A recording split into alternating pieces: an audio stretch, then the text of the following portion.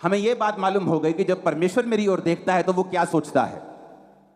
आप एक कंपनी में गए हैं, आपका बॉस जब आपके पास से निकलता है और आपके गले में आई कार्ड होता है उस कंपनी का, तो आपका बॉस सोचता है कि ये मेरी कंपनी में काम करने वाला मेरा एक भाई है।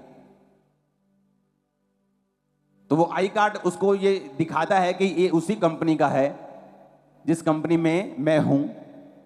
उसी तरह से जब परमेश्वर आपको देखता है तो वो इस तरह से देखता है कि ये मेरा बेटा है, मेरी बेटी है, ये याजक है और मैं इसको उत्तम दूंगा। तो ये परमेश्वर की निगाह है, ये सोच है, उसका दिल है जब वो आपको देखता है।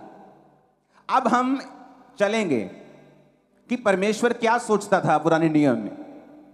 लेवी व्यवस्था 21 उसकी 8 आयत में लिखा है, इसलिए तू याजक को पवित्र जानना, क्योंकि वह तुम्हारे परमेश्वर का भोजन चढ़ाया करता है। इसलिए वह तेरी दृष्टि में पवित्र ठहरे, क्योंकि मैं यहोवा जो तुमको पवित्र करता हूं पवित्र हूं। लेवी व्यवस्था 21 उसकी 1 से 4 और 10 से 12 आयत। फिर यहोवा ने मूसा से कहा, हारून के पुत्र जो याजक हैं उनसे कह दे कि तुम्हारे लोगों में से कोई भी मरे तो उनके कारण तुम में से कोई अपने आप को अशुद्ध ना करे। अपने निकट कुटुंबियों अर्थात माता पिता, बेटी, भाई, अपनी कुंवारी बहन जिसका विवाह ना हुआ हो, जिनका निकट का संबंध है, वो अपने आप को अशुद्ध कर सकता है। पर याजक होने के नाते वह अपने लोगों का प्रधान है, इसलिए वह अपने आप को ऐसा अशुद्ध ना करे कि वह अपवित्र हो जाए। इफिसियों 2 उसकी 1। उसने तुम्हें भी जिलाया जो अपने अपराधों और पापों के कारण मरे हुए थे। अब परमेश्वर क्या कहता है याजकों को? उसने प्रजा को नहीं कहा। याजकों को पता क्या कहता है? कहता अगर तुम्हारा कोई रिश्तेदार मर जाए, तुम्हारा मामा मर जाए, भुआ मर जाए, फूफी मर जाए, फुफ्फड़ मर जाए, मासी मर जाए, अपने निकट संबंधी मर जाए, तो तुम वहां जाकर अपने आप को अशुद्ध नहीं करोगे, उसकी लोथ को नहीं छुओगे, वहां पर अपनी प्रेजेंस नहीं रखोगे। हाँ, अगर तुम्हारी कुंवारी बहन, तुम्हारा भाई, तुम्हारा बाप, तुम्हारी मां मर जाए तो वहां तुम जा सकते हो। यानी एक स्टैंडर्ड था याजक के लिए कि वो यहां जा सकता है और यहां नहीं जा सकता। उसी तरह से परमेश्वर ने नए नियम में लिखा है अविश्वासियों का विश्वासियों के साथ क्या मेलजोल, भेड़ का भेड़िए के साथ क्या नाता। लेकिन आज क्यों परमेश्वर उनको ऐसा कहता था? परमेश्वर कहता तुम्हारे ऊपर अभिषेक है। जब तुम्हारे ऊपर अभिषेक है तो तुम ऐसा नहीं कर सकते जैसा आम लोग कर रहे हैं, नहीं तो ये अभिषेक जो तुम्हारे ऊपर है ये अशुद्ध हो जाएगा।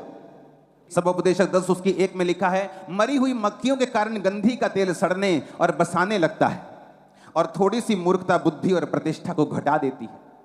परमेश्वर ने क्या कहा कि थोड़ी सी मूर्खता के कारण, मरी हुई मक्खियों के कारण गंधी का तेल, एक सुंदर, एक अभिषिक्त, एक सुगंधित तेल भी सड़ने लगता है और बसाने लगता है। मरी हुई मक्खियां पाप को दर्शाती हैं, पाप के परिणाम को दर्शाती हैं, मरे हुए कामों को दर्शाती हैं। तो परमेश्वर ने कहा याजक अपने आप को अपवित्र नहीं करेंगे क्योंकि इन पर मेरा अभिषेक है। उसी अभिषेक के कारण इन पर बेस्ट आ रहा है, बेस्ट तेल, बेस्ट दाग, बेस्ट जीवन, बेस्ट सब कुछ, बेस्ट सुरक्षा, ब्लेसिंग, हीलिंग, डिलीवरेंस इन पे आ रहा है। तो परमेश्वर ने नए नियम में क्या कहा? परमेश्वर ने कहा तुम्हारा अविश्वासियों का विश्वासियों के साथ क्या मेलजोल, विश्वासियों के साथ अविश्वासियों के साथ क्या नाता, भेड़ का भेड़ियों के साथ क्या नाता। लेकिन आज अगर आपको कोई ऐसा लड़की या लड़का पसंद आ जाए जो अविश्वासी हो, आप झट उसके साथ शादी करने के लिए तैयार हो जाते हैं, ये सोच के कि कल को ये क्रिश्चियन बन जाएगा, कल को ये मसीह में आ जाएगा। क्यों? क्योंकि आपको ये पता नहीं है कि आपको अपने अभिषेक को संभाल के रखना है। अगर आप अपने अभिषेक को संभाल के नहीं रखते और उसे गंदा होने देते हैं, गंधी का तेल सड़ने और बसाने लगता है मरी हुई मक्खियों के कारण। कि जो तेल आपके अंदर है, जो अभिषेक आपके अंदर है, वो तो सुगंधित है, वो इतनी सुगंधित है कि वो सब चीजों को अपनी ओर खींचेगा। वो उत्तम दाग को, उत्तम जॉब को, उत्तम ब्लेसिंग को, उत्तम बिजनेस को, उत्तम चीजों को अपनी ओर लेके आएगा। लेकिन मरी हुई मक्खियों के कारण, कि तुम्हारे काम मरे हुए हैं, तुम्हारे पापों के कारण, तुम्हारी ब्लू फिल्में देखने के कारण, तुम्हारे ये ध्यान ना रखने के कारण कि क्या ये काम मेरे अभिषेक को खराब कर सकता है। परमेश्वर ने कहा याजकों को कि तुम्हें उत्तम तो मैं दूंगा, लेकिन तुम्हें अब वैसा नहीं करना पड़ेगा जैसे लोग कर सकते हैं। अब तुम आम लोगों में नहीं जा सकते, तुम मरे हुए लोगों में नहीं जा सकते, तो क्या हम मरे हुए लोगों में नहीं फिरते? हमें मालूम है कि मेरा एक फ्रेंड जो क्रिश्चियन है, ये आत्मा में मरा हुआ व्यक्ति है, ये पाप करने वाला व्यक्ति है, ये व्यभिचार करने वाला व्यक्ति है, शराब पीने वाला व्यक्ति है, तो भी मेरे साथ उसका संबंध मैं छोड़ता नहीं हूं। इसका मतलब क्या है कि मुझे अपने अभिषेक की कोई भी परवाह नहीं है। पुराने नियम में परमेश्वर ने कहा था जो मरा हुआ है उसके पास मत जाना, लेकिन आज नए नियम में परमेश्वर कहता है जो आत्मिक रूप से मरा हुआ है उसका तुम्हारे साथ क्या लेना देना। पौलुस कहता जो भाई कहलवा के मूर्ति पूजा करता हो, जो भाई कहलवा के व्यभिचार करता हो, उसकी थाली में भी खाना नहीं खाना। लेकिन तुमको क्या लगता है? लेकिन तुमको भाई बंधु पूना ज्यादा अच्छा लगता है। जो व्यक्ति व्यभिचार में गिर गया, पाप कर गया, तुम्हें लगता है कि नहीं वो छोटी मोटी बात है। तुम उसके साथ अपना संबंध पूरी तरह से कायम रखते हो, अपनी दोस्ती कायम रखते हो, क्योंकि वो तुम्हारी फ्रेंड रही है, तुम्हारी दोस्त रही है। तो परमेश्वर ने कहा तुम परमेश्वर के वचन को पूरा नहीं कर रहे हो, तुम उसके वचन के प्रति सीरियस नहीं हो। पुराने नियम में तुम उस मुर्दे के प्रति नहीं जा सकते, मुर्दे के पास नहीं जा सकते। नया नियम में क्या कर सकते हो? तुम उस व्यक्ति को प्रचार कर सकते हो कि तुमने गलत किया, तुम ये पाप कर रहे हो, तुम ये गलत काम छोड़ दो। इतना ही संबंध तुम उसके साथ रख सकते हो। परमेश्वर ने कहा उसके साथ खाना नहीं खा सकते, उसके साथ संगति नहीं कर सकते, उसके साथ घूम फिर नहीं सकते, क्योंकि अविश्वासी का विश्वासी के साथ या मरे हुओं का जीवितों के साथ क्या संबंध है। लेकिन आज हमें अपने अभिषेक की परवाह नहीं है, क्योंकि हम अंधे हो चुके हैं। हमें ये मालूम नहीं कि यही वो अभिषेक है जिसके कारण परमेश्वर अपनी बरकतें देता है।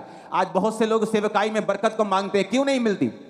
वही सेवकाई स्टक हुई पड़ी, अड़ी हुई, क्यों? क्योंकि अभिषेक में नहीं बढ़ते। अभिषेक में क्यों नहीं बढ़ते?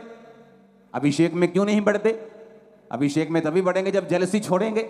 अभिषेक में तभी बढ़ेंगे जब टांच मारना छोड़ेंगे छोटी छोटी बातों के ऊपर। वो हम छोड़ नहीं सकते, जेलसी छोड़ नहीं सकते। ये कैसे बढ़ गए, ये कल से कल के आए, अब इतना कैसे बढ़ गए?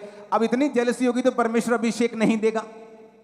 और अगर अभिषेक नहीं होगा तो ये सारे अभिषेक वाले भाग हैं। परमेश्वर ने कहा मैं तुम्हारा अभिषेक वाला भाग तुम्हें दे दूंगा। यानी अगर तुम्हारी लाइफ के ऊपर अभिषेक है तो एक एक्स्ट्रा ब्लेसिंग है तुम्हारी लाइफ के ऊपर जो परमेश्वर तुम्हें देगा। लेकिन शैतान मूर्ख बनाता है, वो तुम्हें ऐसे भाईचारे में ले जाएगा जो तुम्हारे लिए अच्छा नहीं है। परमेश्वर ने कहा अब तुम परमेश्वर से ऊपर होना चाहते हो, ये तुम्हारी मर्जी है, क्योंकि उसका वचन कहता है कि अगर कोई भाई कहलाकर, क्रिश्चियन कहलाकर मूर्ति पूजा करता हो, शराब पीता हो, अगर कोई भाई कहलाकर गंदे काम करता हो, भाई कहलाकर व्यभिचार करता हो, जादू टोना करता हो, तो तुम्हारा उसके साथ कोई संबंध नहीं है, तुम उसके साथ खाना भी नहीं खा सकते, क्योंकि हमें अपने अभिषेक की परवाह आज नहीं है। दाऊद को 16 साल की उम्र में अभिषेक कर दिया गया, लेकिन उसे राजा नहीं बनाया गया। परमेश्वर ने कहा दाऊद ये मेरी इच्छा तो है तो मैं तुम्हें राजा बनाऊं, राजा की कुर्सी पे बैठा दूं, लेकिन अभी वो कुर्सी वाला अभिषेक तुम्हारी लाइफ के ऊपर नहीं है। तो दाऊद को वफादार रहना पड़ा। पहला अभिषेक आप पर आता है जब आप तौबा करते हैं। दूसरा अभिषेक आप पर आता है जिस तरह दाऊद के ऊपर आया और वो अकेले यहूदा के गोत्र का राजा बना। उसी तरह से आपकी लाइफ का अभिषेक भी बढ़ता जाता है जब आप परमेश्वर के साथ पहले अभिषेक के बाद वफादार रहते हैं। आपका पहला अभिषेक कब होता है? जब आप बपतिस्मा लेते हैं, आप पवित्र आत्मा को पाते हैं, आपको अभिषेक मिलता है, तब आपको फिर वफादार रहना है, अपने अभिषेक को संभाल के रखना है। आप ऐसी संगतियां नहीं कर सकते जहां पर आपका अभिषेक लीक हो जाए, जहां पर आपका आत्मिक जीवन लो हो जाए। अगर आपको अपना अभिषेक संभाल के आप नहीं रखेंगे, वो नहीं बढ़ेगा। दाऊद जब 30 साल का हुआ, परमेश्वर ने उसको यहूदा गोत्र का राजा बनाया। अभी भी इजराइल का राजा नहीं बनाया, सिर्फ इजराइल के 12 गोत्रों में से एक गोत्र का राजा बनाया। क्यों? अभी तक वो अभिषेक उसकी लाइफ के ऊपर नहीं था कि उसको सारे गोत्रों के ऊपर राजा बना दिया जाए। वो 30 से जब 37 साल का हुआ तो बाइबल कहती फिर परमेश्वर ने उसे पूरे इजराइल का राजा बनाया। क्यों? परमेश्वर ने दाऊद की लाइफ में 20, 21, 22, 23 साल लगा दिए उसे राजा बनाने में, जबकि अभिषेक उसका टीन एज में ही कर दिया गया था, क्योंकि परमेश्वर ये देख रहा था कि दाऊद उसके साथ वफादार रहे और अभिषेक में बढ़े। और जब वो अभिषेक में बढ़ता जा रहा था, परमेश्वर उसकी लाइफ में ब्लेसिंग्स को, उसके राज्य को बढ़ाता जा रहा था। कितने मेरी बात को समझ रहे हैं?